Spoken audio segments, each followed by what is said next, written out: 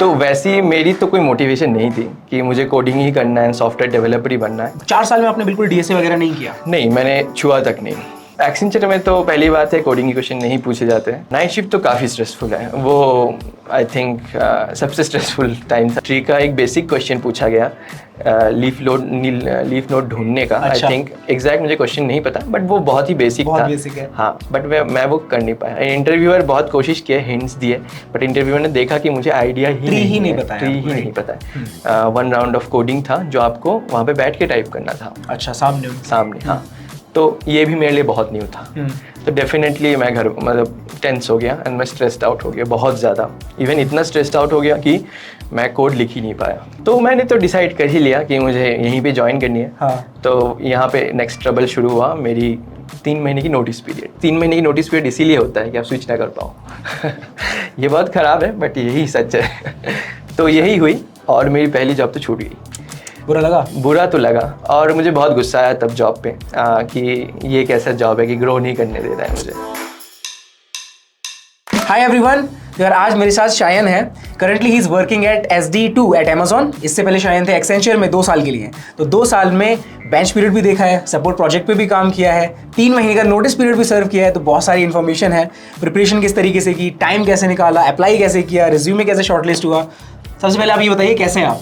मैं मस्त हूँ, और आप बताओ? मैं भी बढ़िया। तो बहुत कुछ पूछना है हमें आपसे आज, ठीक है? तो सबसे पहले शुरुआत करते हैं आपके कॉलेज से। आप बताइए आपका कॉलेज कैसा था? कोडिंग कल्चर था कॉलेज में या फिर कंपनीज आती थी? किस तरीके का कल्चर था? तो मैं तो Kalinga institute of industrial technology से हूँ, भुवनेश्वर में है। भुवनेश्वर? हाँ। और आप बंगाल से हैं, राइट? और मैं हूँ बंगाल से। हाँ, नॉर्थ बंगाल, असम के साइड है।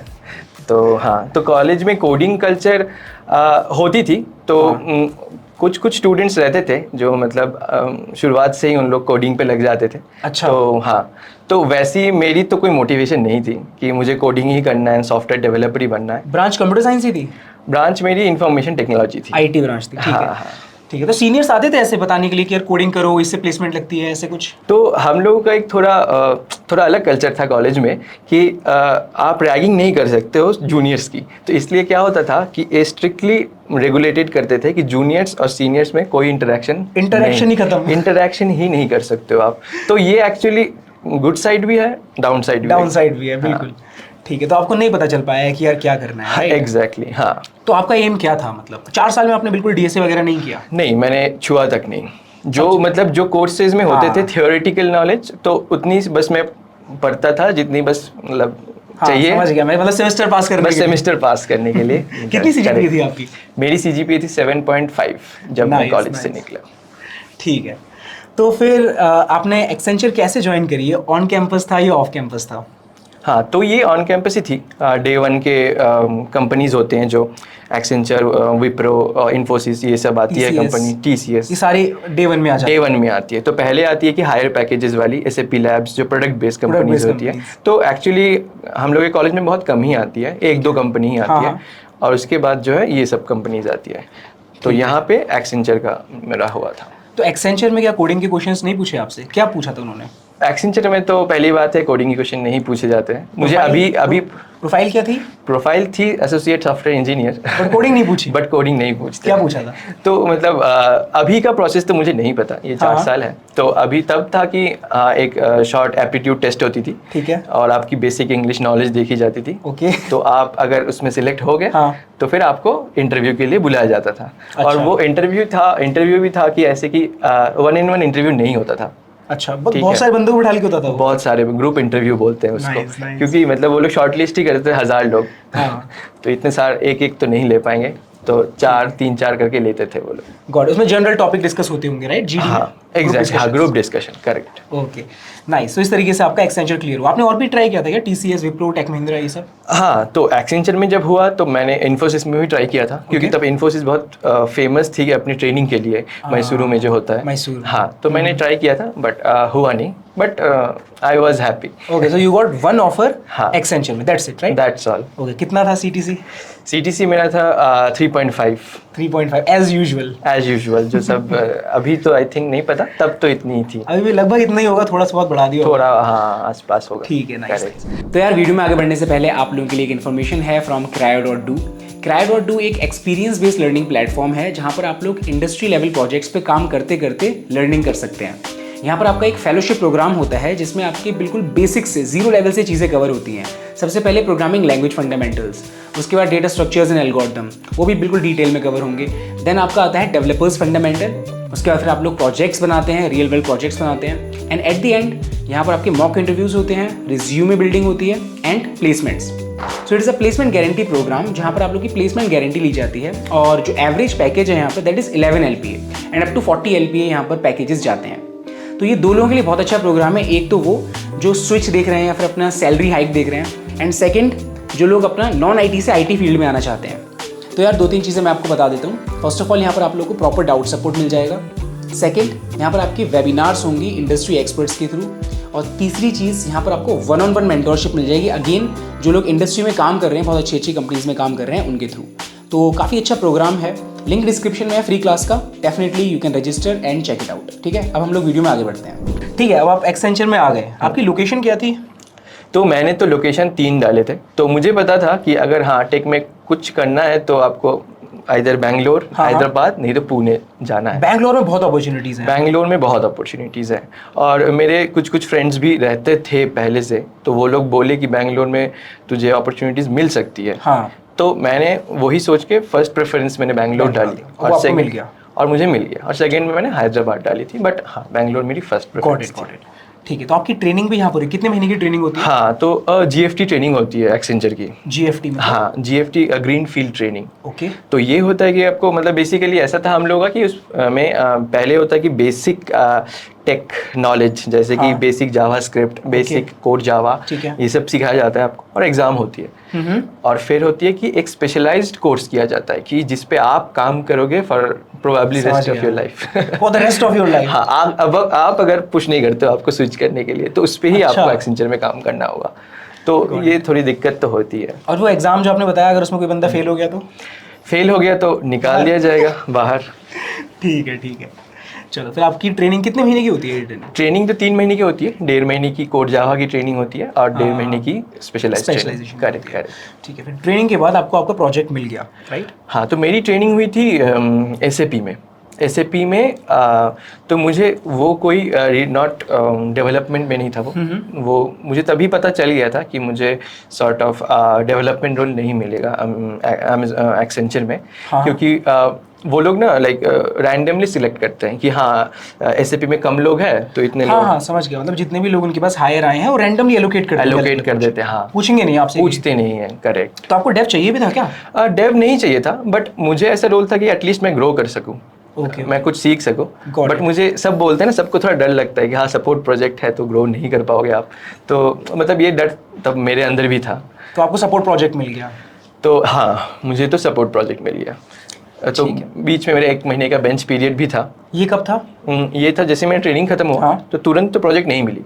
1 महीने का बेंच पीरियड था। 1 महीना मैं बेंच पे था, तो मैं सोचा कि क्या करूं, मतलब यहीं पे रहूं। तो बहुत सारे ख्याल आ रहे थे कि अगर करना है तो क्या करना है, ठीक है, बाहर जॉब है क्या, क्योंकि ऑन कैंपस में थोड़ी ईजी होती है जॉब लगानी, राइट। ऑफ कैंपस अब आते हो तो मतलब सारा इंडिया आ जाता है। हाँ, तो वो एक डर लगा रहता है, ठीक है, और करूंगा तो क्या करूं, तो ये सब होता। तो ऐसे ही बेंच पीरियड बीत गया। तो बेंच पीरियड जो होता है, क्या वो सच में बहुत स्ट्रेसफुल होता है? नहीं होती है स्ट्रेसफुल, क्योंकि आप फ्रेशर हो तो आपको मिल जाएगी। आप मतलब रिसोर्स मतलब कम बजट के हो कम बजट हाँ, तो आपको मिल जाते हैं। बट आप अगर मैनेजर हो, बेंच पीरियड में हो, तब आपको दिक्कत है। Got it nice. ठीक है, तो आपने फिर इस प्रोजेक्ट पे काम करना स्टार्ट किया, तो कैसा काम था? इंटरेस्टिंग, मज़ा आया या फिर बोरिंग था? पहले 1-2 दिन तो मज़ा आएगा ही, क्योंकि आप कुछ नया सीख रहे हो, कुछ नया देख रहे हो, तो मुझे इंटरेस्टिंग तो लगा 1 हफ्ता। बट इंटरेस्ट तब से घटने लगा कि जब मुझे देखा गया कि ये नाइट शिफ्ट प्रोजेक्ट है। मतलब शुरुआत से नाइट शिफ्ट था ये? नहीं, शुरुआत में 1 हफ्ता होता है कि आपको रैंप अप करने के लिए आपको डे शिफ्ट में मैनेजर, टीम लीड इनके साथ बैठाया जाता है।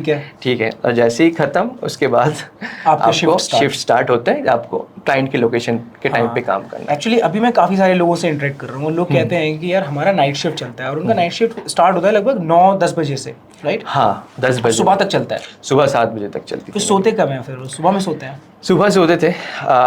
वो मैं तो मानता हूँ कि वो हेल्थ के लिए अच्छी नहीं थी मेरे लिए, इसलिए क्योंकि सुबह 10 बजे 7 बजे आके सोना, फिर 1-2 बजे नींद टूटना, वो साइकिल तो मेरी खराब ऑफिस में जाके करते थे मतलब night shift? Night shift office में जाके करनी पड़ती यार थी। ये तो बहुत स्ट्रेसफुल है यार। हाँ, नाइट शिफ्ट तो काफ़ी स्ट्रेसफुल है वो, आई थिंक सबसे स्ट्रेसफुल टाइम था मेरे पे। हाँ, एक बार मैं घूम रहा था बैंगलोर में, ये जो अपना इको टेक पार्क है ना यहाँ पर, इको वर्ल्ड। हाँ हाँ हाँ। तो वहाँ पर मैं रात में था और रात में लोग ऐसे मतलब चाय वाय पीने के लिए आए हुए थे वहाँ पर, मैं चाय के उस पर खड़ा था।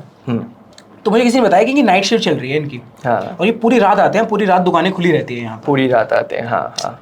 स्ट्रेसफुल यार, लेकिन ठीक Stressful है, तो है। मतलब अब काम के लिए तो करना ही पड़ता है, राइट? एग्जैक्टली, वो भी आप फ्रेशर हो तो आपको नहीं पता ना कि और क्या करोगे आप, तो रहना तो पड़ता फिर है। जब नाइट शिफ्ट स्टार्ट हुई तो आपको थोड़ा थोड़ा बोरिंग लगने लग गया काम, राइट? हाँ, जब नाइट शिफ्ट स्टार्ट हुई तो मुझे लगा था कि कुछ काम मिलेंगे मे बी, क्योंकि अब क्लाइंट लोकेशन पर क्लाइंट से इंटरेक्ट कर रहे हो। बट मेरा प्रोजेक्ट था कि थोड़ा डाइंग प्रोजेक्ट था, लाइक टेक्नोलॉजीज आर ओल्ड। हाँ ठीक है। तो उतना कुछ इंटरेस्टिंग तो करने को मुझे नहीं मिला। तो 2 साल आपने इसी पे काम किया? तो 1-1.5 महीने में ही मैं तो बोर हो गया, ठीक है। बट मैंने अभी तक फिगर आउट ही नहीं किया था कि मुझे करना क्या है, मतलब MBA करना है या सॉफ्टवेयर डेवलपमेंट करना है, तो इसलिए 2 साल लगे। ठीक है ठीक है। तो फिर आपने मतलब अच्छा ठीक है, पहले हमने ग्रोथ पूछते हैं आपसे। हाँ। ग्रोथ बहुत इंपॉर्टेंट चीज़ है। हाँ। तो ये बताइए, growth in terms of knowledge and in terms of salary दोनों कैसी हुई in these 2 years? So Accenture में in terms of knowledge may be other projects में होते होंगे, क्योंकि मेरे फ्रेंड्स को डेव प्रोजेक्ट्स मिले, तो बहुत बहुत कम होता है वो नंबर्स में। मे बी आपके कॉलेज से अगर 200 बच्चे गए एक्सेंचर में, उसमें से शायद 10 लोगों को डेवलपमेंट प्रोजेक्ट मिलती है। अच्छा। तो आप उस लक पे तो बैठे नहीं रहोगे कि आपको कब डेव प्रोजेक्ट मिलेगा, कब आप सीखोगे। तो मुझे तो नहीं मिला था। तो इन टर्म्स ऑफ ग्रोथ नॉलेज के पर्सपेक्टिव में बहुत ही कम थी, क्योंकि वो सॉफ्टवेयर ऑलरेडी डाइंग था। हाँ। उसमें कुछ डेवलप करने का नहीं था, तो उसको बस मेंटेन करना था। तो इन टर्म्स ऑफ नॉलेज तो नहीं। और इन टर्म्स ऑफ मनी मैं तो बोलूँगा कि एक्सेंचर जो नॉर्मल हाइक देती है मतलब तब थी 5 to 6%, तो पर ईयर। हाँ, तो उतनी ही होती थी। तो और पर्क्स होते थे नाइट शिफ्ट के, जैसे कि आप नाइट शिफ्ट करोगे तो आई थिंक पर नाइट शिफ्ट 400 रुपये मिलते थे एक्स्ट्रा। और जो एंड ऑफ द मंथ आपकी सैलरी के साथ क्रेडिट होते थे। अच्छा। तो तब वही सब अच्छे लगते थे कि हाँ चलो कुछ तो एक्स्ट्रा मिल रहा है। सही बात है। हाँ। तो आपका दिमाग में ये कब आया कि यार अब स्विच करना चाहिए, कुछ और भी एक्सप्लोर करते हैं, डेव वाली चीज़ें एक्सप्लोर करते हैं, और इसका रीज़न क्या था? हाँ, तो ये बेसिकली मुझे जब मैंने ग्रीनफील्ड ट्रेनिंग ख़त्म की तो उन्होंने जो ट्रेनिंग करवाई थी कि कोर जावा में और जावा स्क्रिप्ट में, हाँ। तो तब मैं पहली बार सीखा अच्छे कोडिंग से। कर रहे थे कोडिंग, हाँ, पहली बार मैं कोडिंग किया, पहली बार मैंने आईडी इंस्टॉल की। तो तब से मुझे थोड़ा इंटरेस्ट उस पर आया कि हाँ ये एरिया ट्राई कर सकते हो। हाँ। बट तब था कि कोई मेंटर नहीं थी, मतलब नहीं था बताने वाला कोई नहीं कि कहाँ जाना है, क्या पढ़ना है, क्या सीखना है।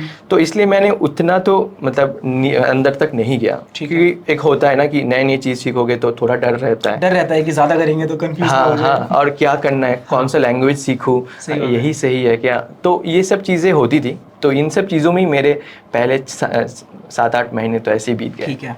हाँ। फिर उसके बाद फिर हाँ तो फिर जब धीरे धीरे नाइट शिफ्ट के मैंने देखा कि हाँ मतलब 1-2 चीज़ें थी जो फैक्टर जो मुझे पुश किया। तो एक थी कि नाइट शिफ्ट जो मेरी हेल्थ तो बहुत ख़राब कर रही थी कि 7 बजे सोने जाना। हाँ। और एक होता है कि सोशल लाइफ भी होती है लोगों की, भी करनी है दोस्तों के साथ बात, और वीकेंड्स में भी होती थी नाइट शिफ्ट। वीकेंड्स दोनों वीकेंड्स? हाँ, दोनों वीकेंड, सैटरडे संडे भी होती थी और छुट्टी मिलती थी वेडनेसडे थर्सडे या फिर मंडे। अच्छा, तो बेसिकली देखो हम लोग कब मिलते हैं अपने दोस्तों से? हम लोग मिलते हैं या तो शाम में, है ना, या फिर वीकेंड्स में। आपके शाम भी चले गए और आपके वीकेंड्स भी चले गए। हाँ, तो मुझे दोस्त तो कॉल करते ही थे कि कहाँ पे है, और मैं उनको बोलता था कि क्यूबिकल में। हाँ, क्यूबिकल में हूँ, मैं तो नहीं आ सकता हूँ, मेरा तो नाइट शिफ्ट चल रही है। तो फ्रस्ट्रेट तो मैं भी होता था। तो ये एक रीज़न थी। और दूसरी रीज़न थी कि हाँ मतलब मैंने देखा कि Tier 1 सिटी पे हो, बैंगलोर पे हो, और ये पैसे इज़ नॉट इनफ। मतलब मैं उतने खर्चे नहीं करता था, मेरी सेविंग्स हो जाती थी, बट एक डर रहता है कि आप कितने दिन इतने पैसों से चलाओगे। बिल्कुल। आप जैसे ग्रो करोगे आपके खर्चे थोड़े तो बढ़ेंगे ही, थोड़े बढ़ जाएंगे खर्चे। तो ये 2 चीज़ें थी जो मुझे पुश किए। ठीक है, तो लगभग कितने टाइम बाद आपने ये चीज़ सोची? 1 साल बाद या 7-8 महीने बाद? हाँ, तो तब तक मुझे एक्सेंचर में ऑलमोस्ट 1 साल हो चुके हैं। 1 साल हो चुका है। हाँ, तो मैंने तब थोड़ा मतलब डेस्परेशन आ गया था कि हाँ अब तो निकलना ही है यहाँ से। तो मैंने जो है मैंने तब तो सब जो करते हैं यूट्यूब मैंने खोला एंड वहाँ से मैंने धीरे धीरे करके देखा कि कैसे लोग कर रहे हैं, कैसे सीख रहे हैं। तो मैंने अपने जूनियर से भी कांटेक्ट किए, ठीक है, कि जो मतलब अच्छे मतलब कंपनी में प्लेसमेंट्स जिनको मिल चुके हैं, तो मैंने उनको बोला कि कैसे शुरू किया, कैसे पढ़ाई किया। तो सबसे पहले तो मुझे जो बोला वो कि भैया आप डीएसए करो। और डीएसए आपने कभी करा ही नहीं है आज तक। और मैंने कभी डीएसए किया ही नहीं है, ठीक है। मैंने बुक खरीदी थी प्लेसमेंट्स के लिए, ठीक है, बट मैंने देखा कि प्लेसमेंट्स चल रहा है, मैं अभी प्लेसमेंट्स के बीच में पढ़ के तो डीएसए मैं नहीं निकाल सकता हूँ। तो मैंने कभी बुक वो पढ़ी रहेगी, ठीक है। तो मैंने फिर घर से बुक मंगवाई मम्मी से। मैंने बुक मंगवाई कोर जावा की बुक और मेरी डीएसए की बुक जो पढ़ी हुई थी। कौन सी डीएसए की बुक थी? डीएसए वो थी नरसिम्हा करुवंशी। अच्छा। जो आई थिंक वो सी में लिखी थी। सी में, ठीक हाँ, है। अभी सब लैंग्वेज में है, तो मेरा सी का था। और कोर जावा की भी मेरी बुक जो कॉलेज वाली थी। अच्छा। दो बुक मैंने घर से मंगवाई। तो मंगवाई और उसके बाद जो है मैंने धीरे धीरे मैंने शुरू किया। तो तुरंत तो समझ में नहीं आया मुझे, क्योंकि जब मैं टाइम कॉम्प्लेक्सिटी ये सब पढ़ रहा था तो कंफ्यूजन हो रहे थे मुझे। हाँ, क्योंकि यार देखो पहली बार आप पढ़ रहे हो ये सारी चीज़ें, राइट? हाँ। और वो भी कॉलेज से निकलने के बाद। कॉलेज में तो बहुत फ्री टाइम होता है हमारे पास, और अभी आपके पास एक फुल टाइम जॉब है जिसमें नाइट शिफ्ट चल रही है।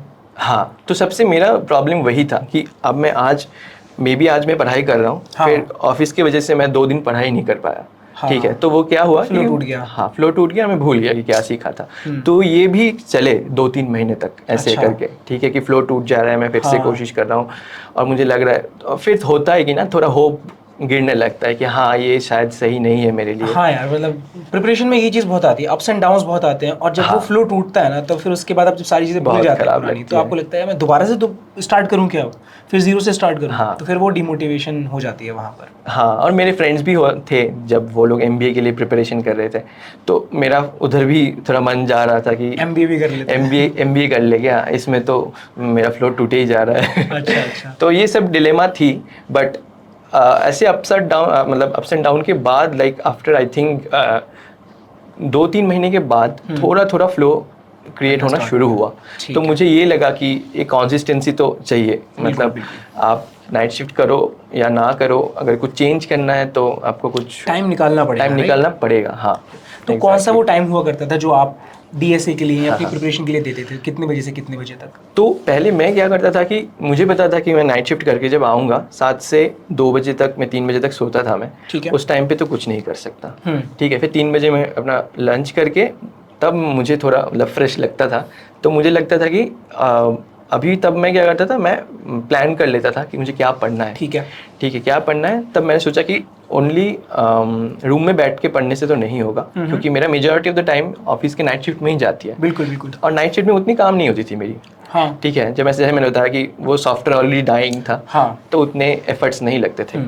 तो मुझे लगा कि हाँ, मतलब अभी तो बस रूम में पढ़ने से नहीं होगा, अगर फ्लो क्रिएट करना है तो ऑफिस में भी थोड़ी पढ़ाई करनी पड़ेगी। उस समय का फायदा उठाना पड़ेगा। नाइट शिफ्ट का कोई रहता भी नहीं था क्योंकि मतलब लोगों को पता होगा कि आप ऑफिस में पढ़ाई नहीं कर सकते। अच्छा, ऐसा है क्या? नहीं कर सकते आप बुक नहीं ले सकते हो, ठीक है, मतलब वो तो आप तैयारी करके निकलना चाहिए। आपके मैनेजर को पता चल जाएगा कि आप निकलने वाले हो, ठीक है, तो वो नहीं कर सकते हो। तो थोड़ा तो कॉशियस मुझे रहना पड़ता था, ठीक है। और मैं बुक्स वगैरह लेके जाता था और हमेशा एक छोटा सा पेपर कि आज क्या क्या पढ़ना है। Got it. तो वैसे शुरू हुई डीएसए की जर्नी। अब मेजॉरिटी ऑफ द स्टडी मैंने नाइट शिफ्ट में ही की। अंडरस्टूड। तो जैसे आपने पहले बताया कि आपने किताबों से स्टार्ट किया, ये जो 2 बुक्स आपके पास थी, है ना, प्रोग्रामिंग लैंग्वेज बेसिक्स वाली, कोर जावा वाली, एंड देन दूसरी डीएसए की जो सी में थी, राइट? सी में थी, इससे आपने शुरुआत करी। और कितने महीने तक ये करी? उसके बाद, क्योंकि ऑनलाइन रिसोर्सेज होते हैं आजकल, तो बहुत सारे लोग ऑनलाइन रिसोर्सेज से ही पढ़ रहे हैं, तो आप कितने महीने बाद आपने ऑनलाइन रिसोर्स पे शिफ्ट किया? हाँ, तो मैंने जो ऑनलाइन रिसोर्सेज पे मैंने शुरुआत में ही कर लिया था। अच्छा। बट मैंने देखा था कि वहाँ पे सब लैंग्वेजेस जो है जावा में लिखी होती है या फिर C++ में लिखा होता है। हाँ, तो अभी I think Python and JavaScript भी होती है, बट मेरे टाइम पे बस C++ से जावा ही था। तो मुझे दिखा कि हाँ, जावा तो सीखनी पड़ेगी अगर तुम्हें समझना है बेसिक। सी से काम नहीं चलेगा। इसलिए मैंने पहले कोर जावा में फोकस किया। हाँ, अंडरस्टूड। कि मैं सब चीज़ एटलीस्ट मतलब फंडामेंटल स्ट्रांग हो। हाँ। तो मैंने पहले कोर जावा में प्रोग्राम लिखे, बेसिक प्रोग्राम्स जो होते हैं, हाँ हेलो वर्ल्ड से शुरू करना और फिर नंबर स्वैप करना, तो वो सब मैंने किए। उसके बाद जब मुझे बेसिक नॉलेज हुई, उसके बाद मैंने सी का बुक देखा। तो हाँ, लगभग कितना टाइम लगा इस जावा को करने में? कोर जावा करने में जैसे मैंने बोला था, ग्रीनफील्ड ट्रेनिंग में मुझे थोड़ी सी हाँ, नॉलेज वो तो थी। बेसिक आ गया था हाँ आपको। बेसिक थी, और मुझे 1 महीना तो लगा। 1 महीना लगा? 1 महीना लगा कोर जावा के बेसिक्स सीखने में। ठीक है। हाँ, क्योंकि मेरे प्रायर नॉलेज नहीं थे। Got it.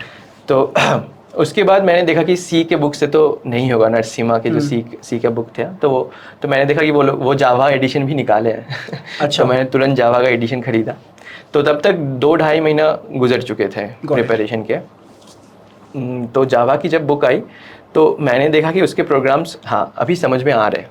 अच्छा। हाँ, अभी मुझे थोड़ा थोड़ा समझ में आ रहा है कि बोल क्या रहा है बुक। बोल क्या रहा है, एग्जैक्टली। हाँ, तो ये चला काफ़ी दिन, बट फिर भी प्रॉब्लम्स तो हुई।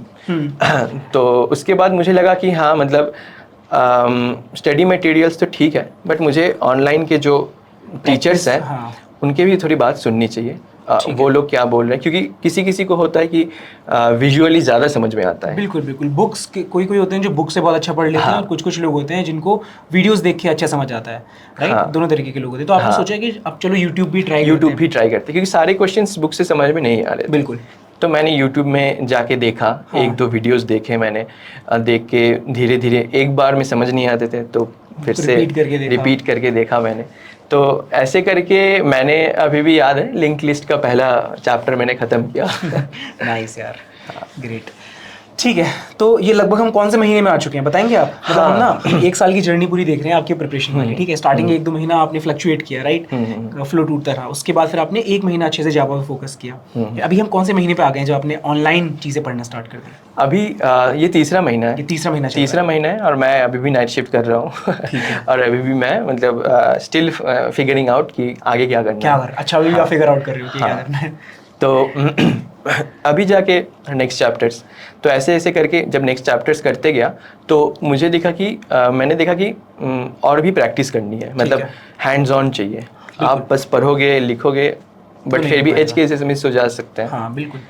तो मैंने ऑनलाइन के कोर्सेज मैंने लेना शुरू किया। अच्छा, तो यार इस प्रिपरेशन के दौरान आपने ऑनलाइन अप्लाई करना कब स्टार्ट किया जॉब्स के लिए, और ढूंढना कब स्टार्ट करी जॉब?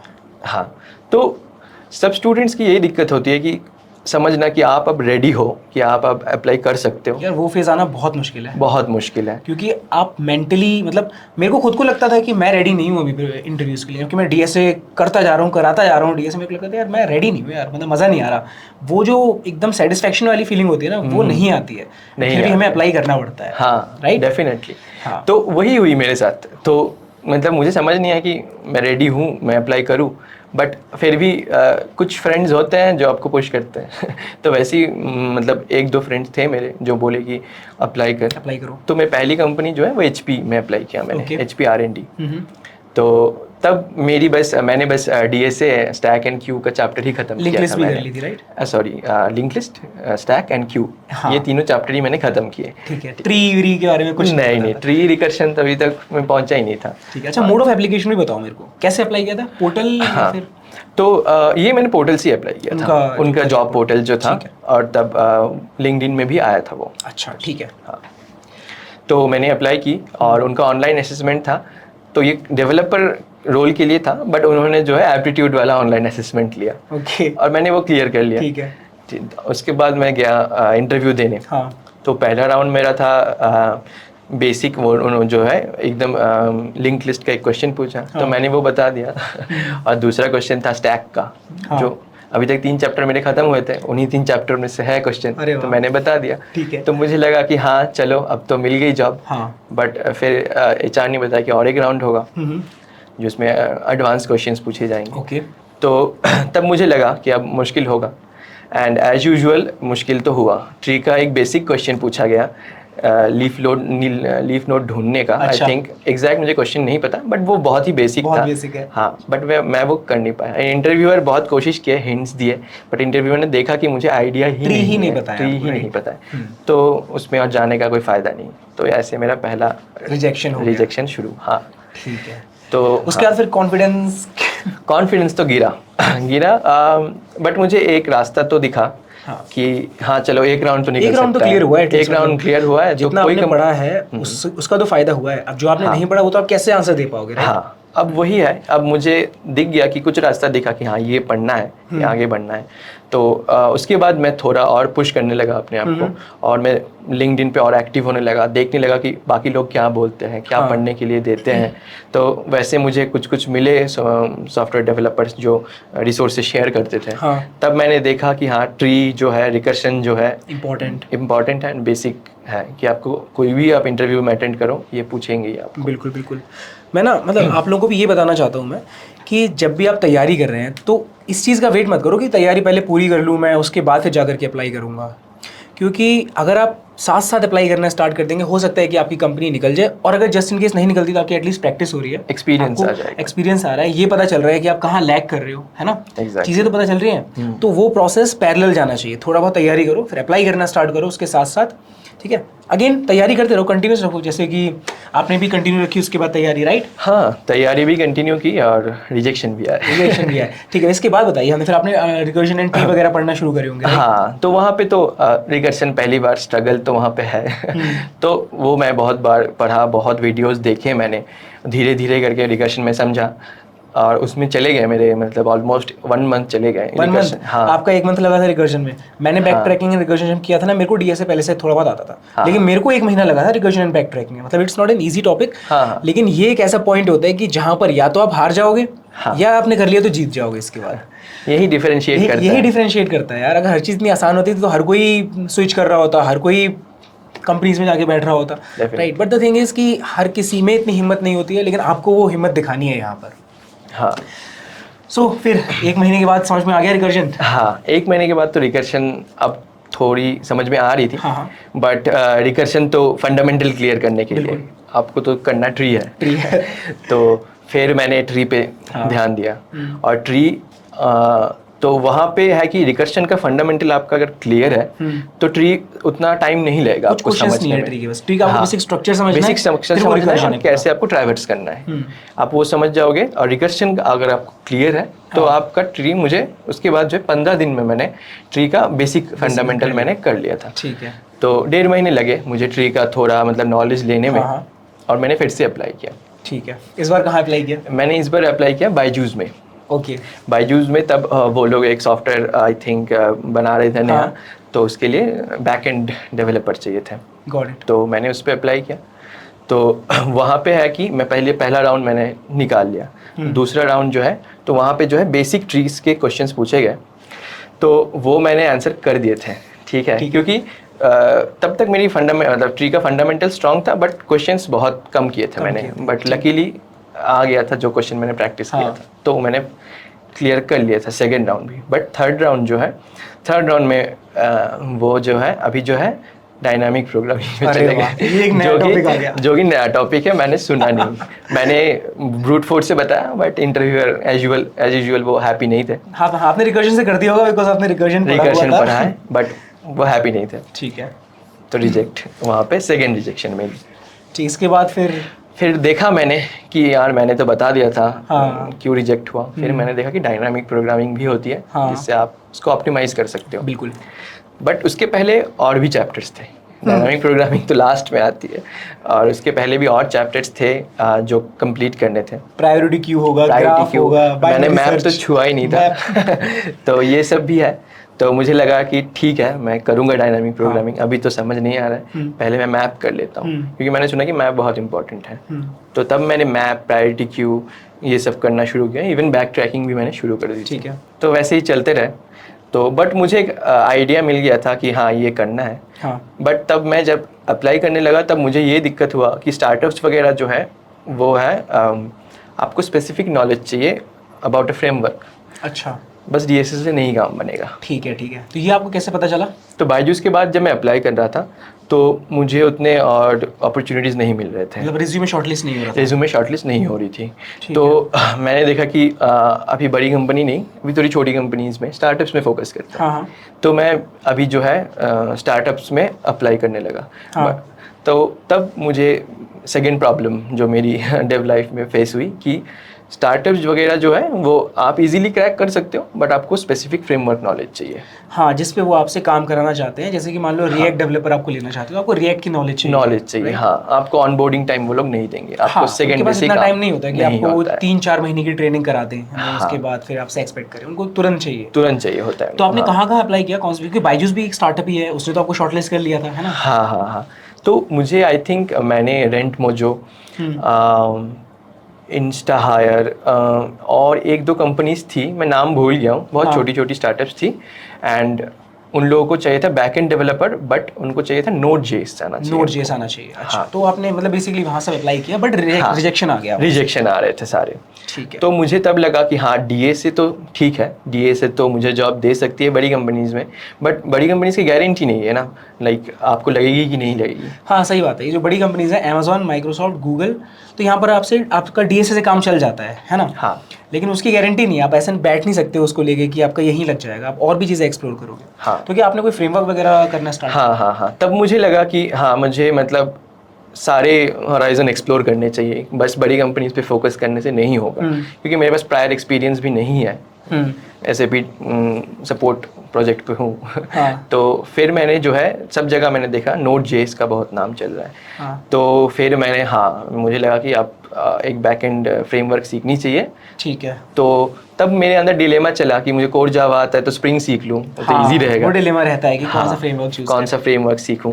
रिएक्ट तो तब बहुत पॉपुलर हो रही थी। हाँ। तो फिर भी मैंने Node.js ही सीखा, क्योंकि बैकएंड में थोड़ा इंटरेस्ट तब मुझे आ गया था। हाँ। तो मैंने Node.js लिया कोर्स, और मैंने Node.js के प्रोजेक्ट्स भी पैरेलली करना शुरू कर दिया। अच्छा, कितना टाइम लगा आपको ये करने में Node.js? हाँ, तो अभी मेरा थोड़ा मतलब नॉलेज गैदर हो चुका था, तो जावास्क्रिप्ट सीखने में मुझे उतना टाइम नहीं लगा। हाँ। तो 1-1.5 महीने में मैंने Node.js और MongoDB का बेसिक फंडामेंटल मैंने सीख लिया। 1-1.5 महीने में सीख लिया, प्रोजेक्ट भी बनाया साथ साथ? हाँ, तो साथ साथ मैं प्रोजेक्ट्स भी बनाने लगा। तो अभी भी याद है, वेदर ट्रैकिंग ऐसे प्रोजेक्ट्स बनाने लगा मैं। हाँ। तो API का यूज़ करके? API का यूज़ करके, तो वैसे ही शुरू हुई। ठीक है, तो आपने ये प्रोजेक्ट अपने रिज्यूमे में भी डाल दिए होंगे कि मेरे को ये फ्रेमवर्क आता है एंड मैंने ये प्रोजेक्ट्स बनाए हुए हैं, राइट? हाँ। ठीक है। अच्छा, रिज्यूमे से याद आया कि जब आप रिज्यूमे जो अप्लाई कर रहे थे, जो बायजूस में शॉर्टलिस्ट हुआ था, और इससे पहले डेल, राइट? इससे पहले था HP में शॉर्टलिस्ट हुआ था। तो उस रिज्यूमे में आप अपना एक्सपीरियंस लिखते होगे, तो एक्सपीरियंस वाले सेक्शन में क्या लिखते थे आप? मतलब सपोर्ट प्रोजेक्ट लिखते थे या फिर क्या लिखते थे? हाँ, तो एक था कि लिखना तो वही पड़ता था कि SAP इंजीनियर करके लिखना पड़ता था। तो majority of the time rejection इस शॉर्टलिस्ट इसी की वजह से आता हाँ होती थी, तो मुझे वो समझ में आ गया। तो मैंने कोशिश किया कि मेरे ऑफिस में भी मुझे कोई डेव वर्क मिल सकती है क्या। अच्छा। तो मैंने मैनेजर से रीच आउट किया, तो मतलब मिल गया मुझे एक छोटा सा प्रोजेक्ट, जो एक छोटा सा जावा का, एक बेसिकली एक जावा का स्क्रिप्ट था जो रन होती थी। हाँ। कुछ फाइल रीड करने के लिए। हाँ। तो वो बहुत ब्रूट फोर्स होती थी। तो उसमें जो है 5-6 घंटे लगते थे उसको स्क्रिप्ट को रन होने में। हाँ। लोकली। ठीक है। तो मैनेजर ने बोला कि तुम उसको ऑप्टिमाइज कर सकते हो क्या, क्योंकि 6 आवर्स ऑफ मैन वर्क जा रहे हैं उस पर। बिल्कुल। तो मुझे तब हाँ चलो कुछ रियल लाइफ का कुछ मिला। तो मैंने प्रोग्राम देखा और मुझे लगा कि हाँ, इसमें तो मैप अप्लाई कर सकता हूँ मैं। तो मैंने मैप अप्लाई किया। तो ये सब पैरेलली चल रहा है, मतलब मैं Node.js भी सीख रहा हूँ, DSA भी सीख रहा हूँ, एंड ऑफिस में मैंने इसमें काम करना ठीक है। ये चीज़ आपने बहुत इंपॉर्टेंट बताई कि आपने फिगर आउट कर पाया आप कि आपका रिज्यूमे शॉर्टलिस्ट क्यों नहीं हो रहा है, क्योंकि वहाँ पर एक सपोर्ट प्रोजेक्ट है। हाँ। जिसकी वजह से लोग उसको एक्सेप्ट नहीं कर रहे हैं रिज्यूमे। हाँ। सो आपने क्या किया, आपने अपने जॉब में एक डेव का प्रोजेक्ट ढूंढा। This is very important. मतलब आप लोगों को भी इतना अवेयर रहना चाहिए कि if you are getting rejected, at least try to figure out कि रीज़न क्या है उस रिजेक्शन का, सो दैट आप उस पर काम कर पाओ, राइट? ठीक है, तो इस चीज़ ने हेल्प करी फिर आपकी? हाँ, डेफिनेटली इस चीज़ में मतलब यही जाके हेल्प की मुझे। इसका कहाँ शॉर्टलिस्ट हुआ फिर मैंने किया, उसको ऑप्टिमाइज़ किया। तो वो 5 घंटे से फिर आधा घंटा लगा। हाँ। तो वही चीज़ मैंने एग्जैक्टली लिखा कि ये कंट्रीब्यूट मैंने किया, एंड डेफिनेटली उसके बाद तो मेरे ज़्यादा शॉर्टलिस्ट होने लगे और मैंने Node.js के प्रोजेक्ट्स भी ऐड करने लगा। तो उसके बाद थोड़ा रेज्यूमे मेरा चेंज होने लगा एंड थोड़ा टेकी लगने लगा। हाँ, पहले कंसल्टेंट लग रहा था। ठीक है, नाइस। वैसे मैंने सायन से पूछ लिया है कि he will show his resume to us, तो आप भी एक बार देख लेना कि वो रेज्यूमे कैसा दिखता है, ठीक है? तो मे बी आपको वो चीज़ हेल्प करेगी, ठीक है? सो कहाँ पर शॉर्टलिस्ट हुआ है तो बताएंगे? हाँ, तो उसके बाद तो DSA का मेरा मतलब मैंने ऑलमोस्ट कर लिए थे। डायनामिक प्रोग्रामिंग छोड़ के मैंने सारे चैप्टर्स मैंने कवर कर लिए थे। तो मुझे अभी लगा कि अभी तो मैं अच्छे कंपनीज में अप्लाई कर सकता हूँ। तो फिर मैंने हैकर अर्थ जो है, हैकर अर्थ पे मैंने शुरू किया वहाँ पे। वहाँ से मैंने फर्स्ट कंपनी हैकर अर्थ थी जो आपने अप्लाई किया? हाँ नहीं, हैकर अर्थ के थ्रू मैंने अप्लाई किया। हैकर अर्थ के थ्रू आपने कंपनीज में अप्लाई करना कंपनी, हाँ। तो एक वो थी और लिंक्डइन तो होती ही थी। हाँ। तो वहाँ से मुझे पहली बार मेरा शॉर्टलिस्ट हुआ। ब्लैक हॉक एक कंपनी है। अच्छा। तो वो लोग जो है पहली बार इंडिया में अपना ऑपरेशनल सेटअप कर रहे हैं। तो उन लोगों को डेव्स चाहिए। ठीक है। तो वो लोग हैकर अर्थ के थ्रू ऑनलाइन असेसमेंट लिए। तो वो 3 क्वेश्चंस थे, तो मैंने 1.5 ही कर पाया मैं। अच्छा। तो मुझे लगा था कि नहीं होगा, बट हो गया। तो हमेशा 3 में 3 ही करो तो ज़रूरी नहीं है। हाँ, तो क्वेश्चन थोड़ा टफ भी थे। तो उसके बाद मेरी इंटरव्यू हुई इन पर्सन। तो वहाँ पे जो है उन्होंने एक 1 राउंड ऑफ कोडिंग था जो आपको वहाँ पे बैठ के टाइप करना था। अच्छा, सामने? हाँ। तो ये भी मेरे लिए बहुत न्यू था।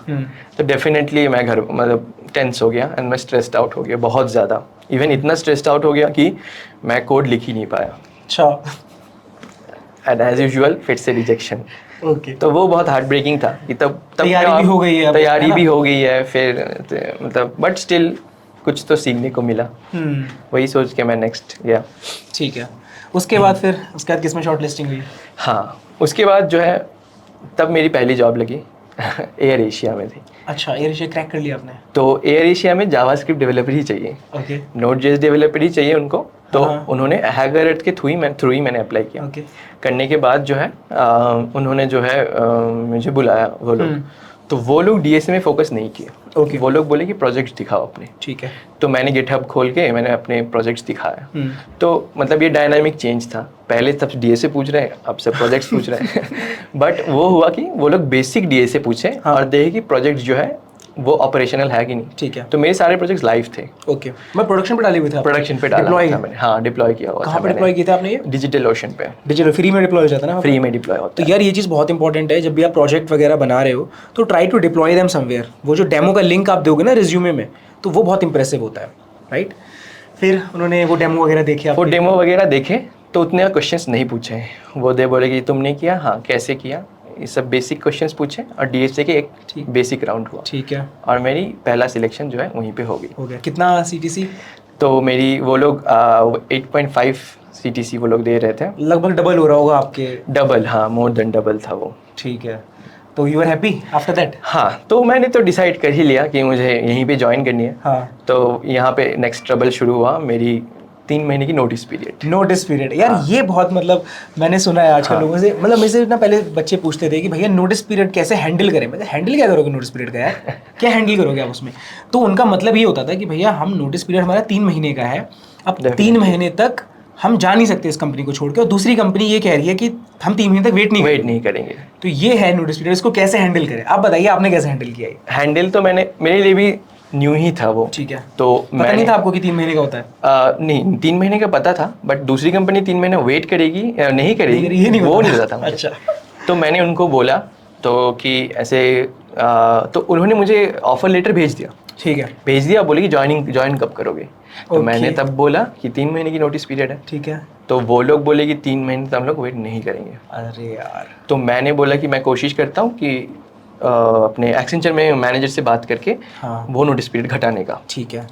तो ऐसी बातचीत चलते रही। आई थिंक 15 दिन चलते रही और फिर वो नहीं हुई। आपके मैनेजर नहीं माने? क्योंकि मैनेजर को मैं मतलब दोष नहीं देता हूँ, क्योंकि उनके हाथ पे भी नहीं होती है वो ऊपर किसी से परमिशन हाँ, ऊपर से परमिशन लेनी पड़ती है। तो जेन्युइन रीज़न होना पड़ता है उसके लिए ये स्विच करने का, बिकॉज 3 महीने की नोटिस पीरियड इसीलिए होता है कि आप स्विच ना कर पाओ। ये बहुत ख़राब है, बट यही सच है। तो यही हुई और मेरी पहली जॉब तो छूट गई।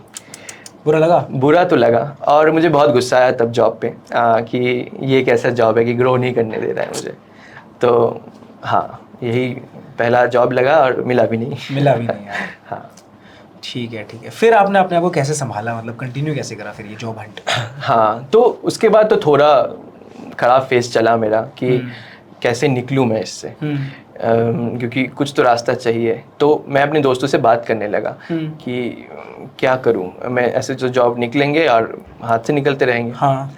तो वो लोग बोले कि अगर तू कॉन्फिडेंट है तो जॉब छोड़ दे। तो यहाँ पे एक है कि मैं रिकमेंड नहीं करता हूँ किसी को कि जॉब छोड़ दे, जॉब छोड़ के फिर ट्राई क्योंकि अभी माहौल थोड़ा वैसा नहीं है कि अभी तो बिल्कुल नहीं है ऐसा माहौल यार। अभी तुम जहाँ हो वहाँ पर बढ़िया हो, तैयारी करते रहो, लेकिन छोड़ना नहीं है अभी, छोड़ना नहीं। This is a difficult time actually. Exactly.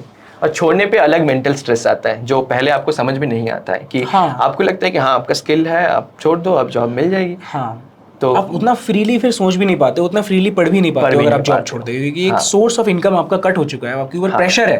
ठीक है, पहले वो साइड बाय साइड चलता था, बट अब यही मेन चीज़ है आपको जो करना है, स्विच नहीं सॉरी, कंपनी क्रैक करना है आपको। राइट, तो आपने वो जॉब छोड़ दी।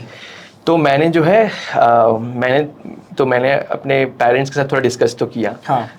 तो फिर पेरेंट्स बोले कि देखिए और एक दो जॉब लगा पाता है कि नहीं। मैंने बोला कि मेंटली बहुत हर्टफुल है ऐसे जॉब लगे और ना जा पाऊँ। ठीक है, तो फिर मैंने जो है ठीक है, मैंने सोचा कि मतलब मैं अपना लक फिर से ट्राई करता हूँ, देखता हूँ कि जॉब क्रैक कर पाता हूँ कि नहीं। ठीक है, तो फिर जो है एक गवर्नमेंट जॉब की तब लिस्टिंग निकली थी। वो लोग कॉन्ट्रैक्ट बेसिस पे डेवलपर हायर कर रहे थे IIT कानपुर से। अच्छा। तो वो लोग क्या कर रहे थे कि पेटीएम जो है ना, तो पेटीएम इस फॉर एंड्रॉयड पे चलेगी, आईफोन पे चलेगी, बट लो एंड डिवाइसेस पे नहीं चलती है। तो वो लोग सोच रहे थे कि यूपीआई को लो एंड डिवाइसेस में क्या आते हैं? लो एंड जैसे नोकिया के आशा जो फ़ोन होते हैं जिसपे कीपैड वाले फ़ोन होते हैं, तो फार्मर्स ये लोग कैसे यूज़ कर पाए। ठीक है।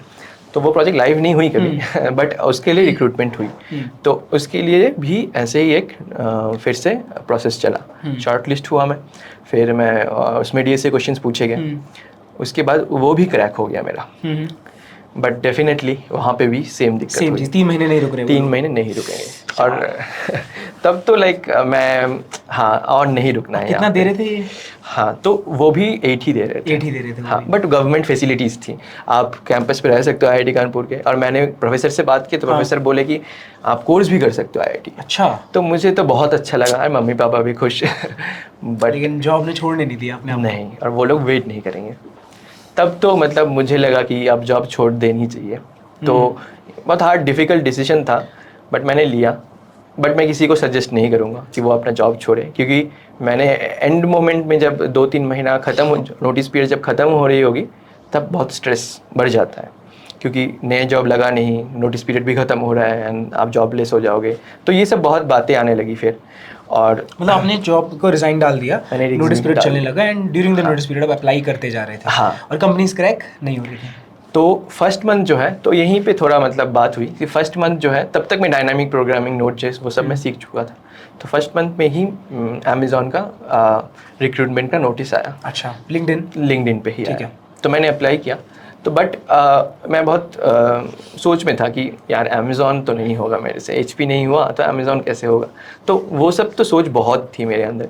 तो अगेन मेरे फ्रेंड्स फिर से हेल्प एस्टिमेट कर रहे थे आप अपने आप को। तो कभी क्रैक नहीं हो रही थी। आप मतलब छोटे छोटे कंपनीज क्रैक कर रहे हो, सडनली आप अमेज़ॉन क्रैक करोगे, तो ये क्वेश्चंस रहते हैं। आप अगर बचपन से DSA सीखते हो तो वो अलग रहता है, मेंटर रहते हैं तो अलग रहता है। बट यहाँ पे मेंटर भी नहीं, और मैंने सीखना तो एक मतलब 8-9 महीने पहले ही शुरू किया।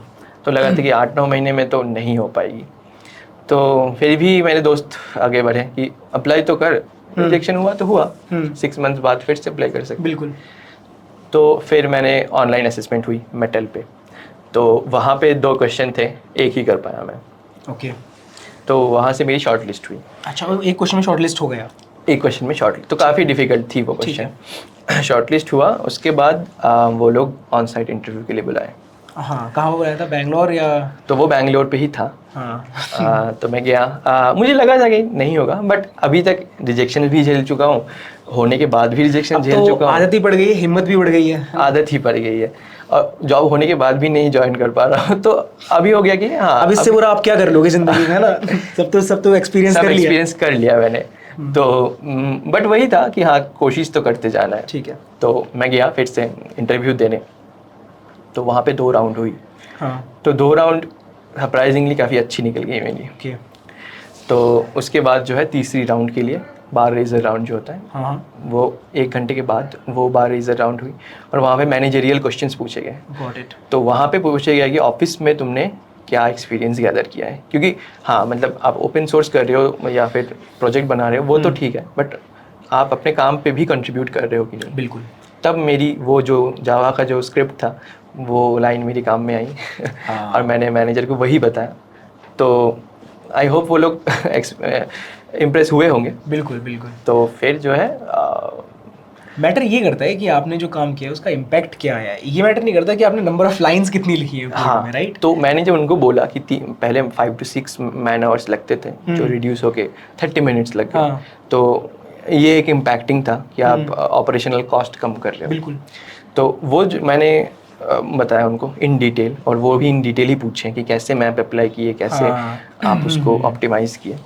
ठीक है, तो ये जो आपका प्रोसेस चला था तो ये सिंगल डे में 3 इंटरव्यूज आपके हुए। हाँ हाँ। और स्टार्टिंग के 2 राउंड DSA राउंड्स थे। हाँ। और 3rd राउंड मैनेजरियल एंड आपके जो एक्सपीरियंस पूछा वो सब कुछ था। हाँ। उसके बाद HR जो है बोल देगी आप लोग अब जा सकते हो, जा सकते हो, हम लोग बाद में आपको बता देंगे। ठीक है, फिर कितने दिनों बाद पता चला? हाँ, तो और एक राउंड हुआ था मेरा। अच्छा। हाँ, तो उसके बाद जो है 15-20 डेज निकल गए और मैं अप्लाई करने लगा बाकी जॉब्स में भी, और मेरी तब जो है नहीं निकल रही थी। ठीक है, तब मैं 15-20 दिन तक इसका रिप्लाई नहीं आया? नहीं आया, मैं उम्मीद भी छोड़ चुका हूँ। मुझे लगा कि आई थिंक इम्प्रेस नहीं हुए होंगे। ठीक है। तो उसके बाद जो है मैं दूसरे कंपनीज में अप्लाई करने लगा। ठीक। तो उसके बाद तो मेरी जॉब नहीं निकल रही थी, तो उसके बाद थोड़ा स्ट्रेस हो गया क्योंकि नोटिस पीरियड भी खत्म होने वाला है। ठीक है, तो उसी टाइम आई थिंक 2.5 मंथ जब मैं सर्व कर चुका था नोटिस पीरियड, रिक्रूटर का कॉल आया अमेज़ॉन का कि आपका और एक राउंड होगा। ठीक है। तो मैंने बोला ठीक है, अब ये भी देख लेते बट ये ऑन साइट नहीं ऑनलाइन होगा। ओके। तो वो था हायरिंग मैनेजर का और एक राउंड था। ठीक है। तो वो मैंने वो भी जो है 45 मिनट्स टू 1 आवर तक चला। वो DSA भी था, मैनेजरियल क्वेश्चंस भी थे, तो मिक्स था वो। तो वो 1 घंटा चला। तो वो इंटरव्यू मेरी अच्छी है। ओके। तो बट ये लोग ऑलरेडी एक बार डिजर्ट कर चुके हैं मुझे, तो उम्मीद तो नहीं थी। हाँ। तो ऐसे मतलब ये कोइंसिडेंट था कि लाइक जिस दिन मेरा लास्ट डे था एक्सेंचर में, उसके पहले दिन आगे वाले दिन जो है अमेज़ॉन के रिक्रूटर ने मुझे कॉल किया। उससे एक दिन पहले अरे 1 दिन पहले कॉल किया कि आपका सिलेक्शन हो चुका है। क्या एक्सपीरियंस था? मतलब बहुत रोलर कोस्टर था, क्योंकि लाइक सुबह मुझे बहुत डिमोटिवेट फील हो रहा है कि जॉब भी नहीं लग रही है, नोटिस पीरियड भी जा रहा है, और शाम को कॉल आया कि आपको जॉब लग गया है, वो भी अमेज़ॉन में लगा। तो बहुत रोलर कोस्टर इमोशन चला उस दिन, मैंने ऑफिस में भी बताया। तो उसके बाद मैनेजर्स खुश हुए होंगे आपके सुनने के बाद? हाँ, मैनेजर्स खुश थे कि हाँ कुछ जो चाहते थे वो मिला आपको। बिल्कुल।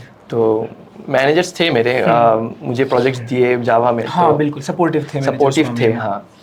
और घर पे बताया तो क्या एक्सप्रेशन था घर पे? हाँ, घर वाले तो खुश थे। घर वाले को तो उतना डेवलपमेंट और कंसल्टिंग उतना आइडिया तो नहीं था। आइडिया नहीं, बट ये तो पता है कि एक अच्छी जगह पे है। अमेज़ॉन हमेशा टीवी पे देखते हैं, और अभी वहीं पे काम कर रहे हैं। पे अच्छी है, पे भी अच्छा है, फैसिलिटीज़ भी बहुत सारे हैं। तो मैंने जिस दिन छोड़ा और 2 दिन बाद ही मैंने अमेज़ॉन ज्वाइन किया। अरे वाह यार, कांग्रेचुलेशंस यार अगेन। वैसे काफ़ी पुरानी बात हो चुकी है। अमेज़ॉन में कितना टाइम हो गया? मुझे 3.5 साल 3.5 साल हो चुके हैं। तो ज्वाइन एज एन SD1 किया था एंड देन प्रमोशन हो गया, अभी SD2 हो गया। हाँ, तो हमें थोड़ा सा बताएंगे कि कल्चर में क्या डिफरेंस है, क्या आपको यहाँ पर अलग लगा वहाँ पर जब आपने ज्वाइन किया अमेज़ॉन? तो डिफरेंस यही है, प्रोडक्ट बेस्ड और सर्विस बेस्ड में तो जो डिफरेंस होता है कि आप कस्टमर को ट्रीट करते हो। हाँ। तो ग्रोथ ट्रिमेंडस है। बिल्कुल। और आपको फोकस रहना पड़ता है कि आपका बिजनेस कैसा चल रहा है। बिल्कुल।